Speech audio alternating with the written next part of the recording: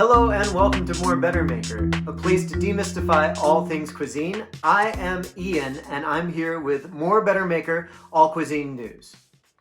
In All Cuisine News, we will bring you all of the tasty info from the world of food and wine, as well as a healthy dose of commentary and opinion. I am so excited, let's dive right in.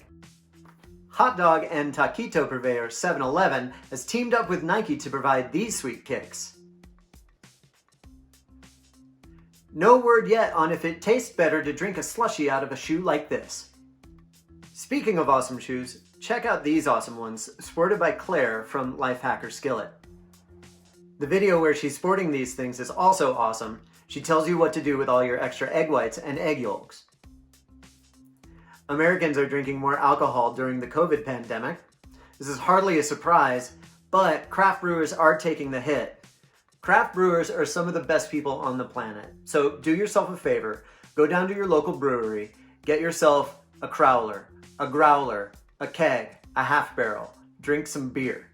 Speaking of drinking stuff, a bunch of wine insiders recently hosted a webinar about the future of wine and the current state of wine during the COVID crisis.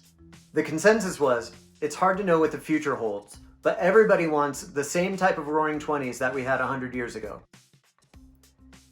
In the San Francisco Chronicle this week, Esther Mobley wrote an impassioned defense of buttery Chardonnay. And since Esther loves buttery Chardonnay, now so do we. Just kidding, we've always loved buttery Chardonnay, just as long as it's balanced with fruit and acidity and alcohol. More good beverage stuff you should know. Sake makers are using more winemaking techniques to brew their sake. While this isn't exactly new news, we think you should be drinking more sake in general. Le Champ by Hideyoshi is awesome.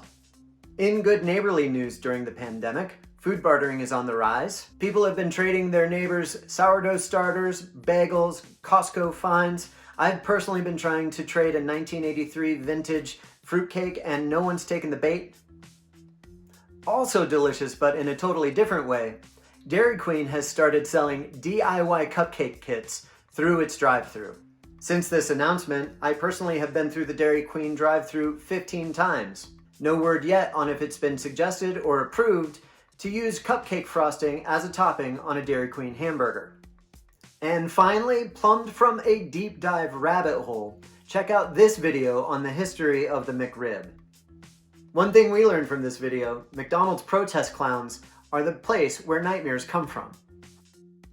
And that does it for this first edition of More Better Maker All Cuisine News. Thank you so much for joining us.